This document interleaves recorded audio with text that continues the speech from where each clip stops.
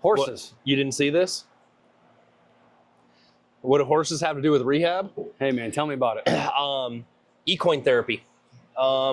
Never knew what the hell it was. Sounds like a crypto. Yeah, right.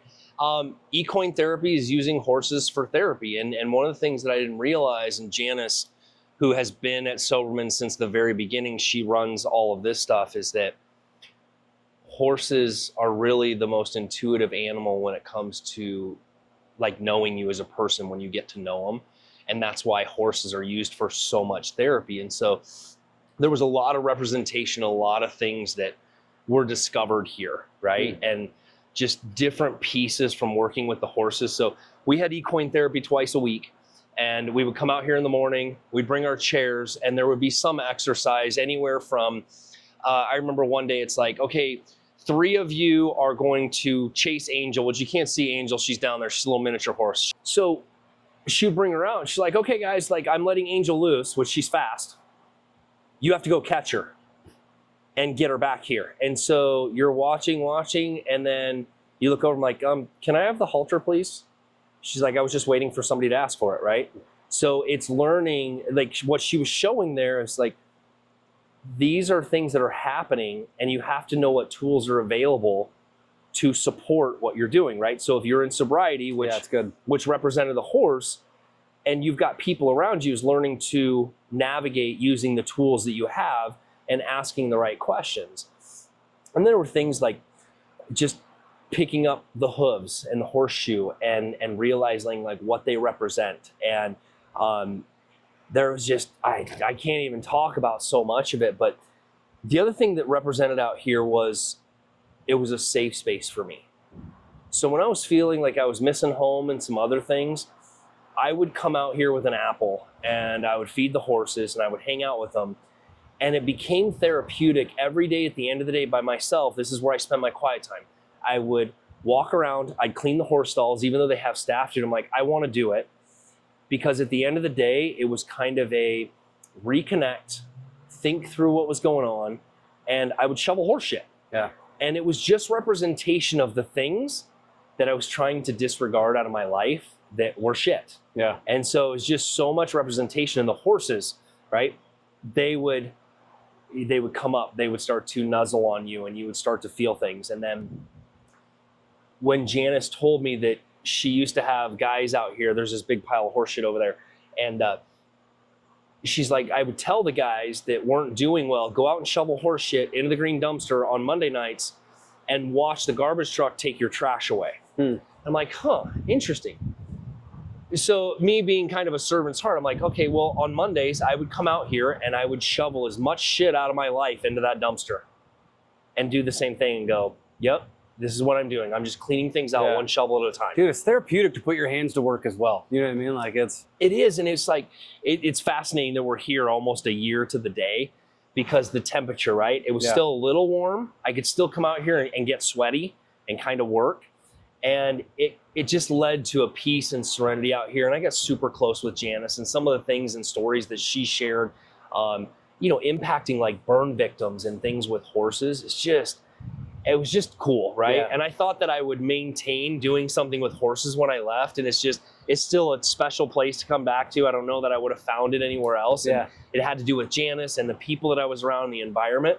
But every time I come back here, I still come up here, grab some apples, hang out with the horses. It's just enjoyable. Now the weather's changing. When we come back on Thursdays, we'll be out here a little bit more with the horses. Yeah, man, there's something about being around animals too that's just connecting. Like it allows you to process. There's no judgment.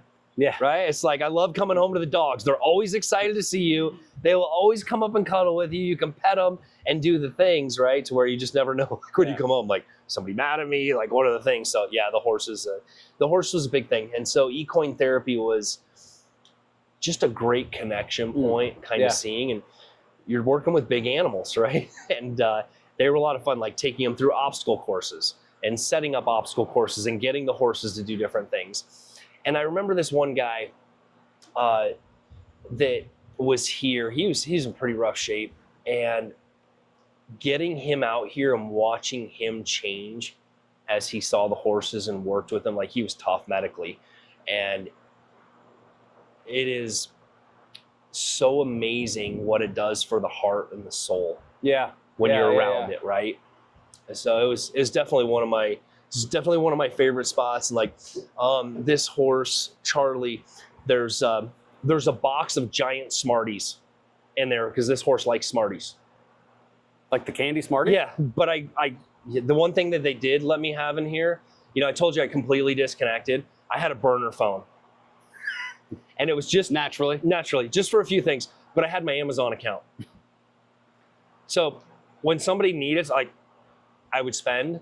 The funny story between Tammy and Wendy was, I think he spent as much on Amazon in the month he was in rehab as he would have on alcohol. So I love that you said stuff that's needed. I have this feeling that you maybe also bought stuff that wasn't needed, but maybe it was just None of it was needed. Yeah.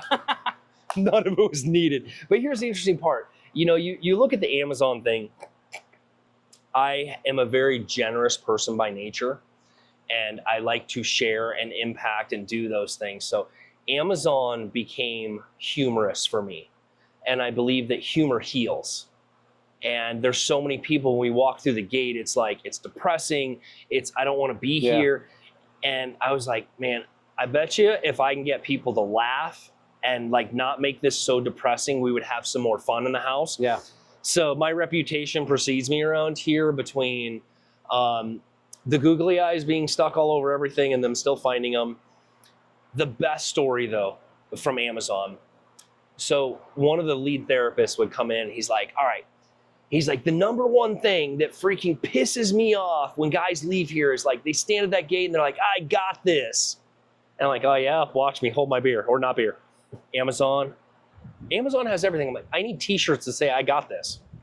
So I ordered 15 t-shirts and I distributed them to all the guys and some of the staff. And we all went to our next session that he was teaching and walked in. It's the first time I got him to say, motherfucker. Jeez. And so he's just, and of course, they always looked, I was always to blame because they just knew I was at fault. Yeah. So those were just the things. And then the other piece with Amazon is every now and again, we would play poker, which was fun. And so I managed to order a blow-up doll. It was a PG blow-up doll, but that doll, it played poker. We set it up in the gym. It randomly floated around until somebody caught on, and then it got confiscated. It was frowned upon. I love it. Let's feed these horses. Let's feed the horses.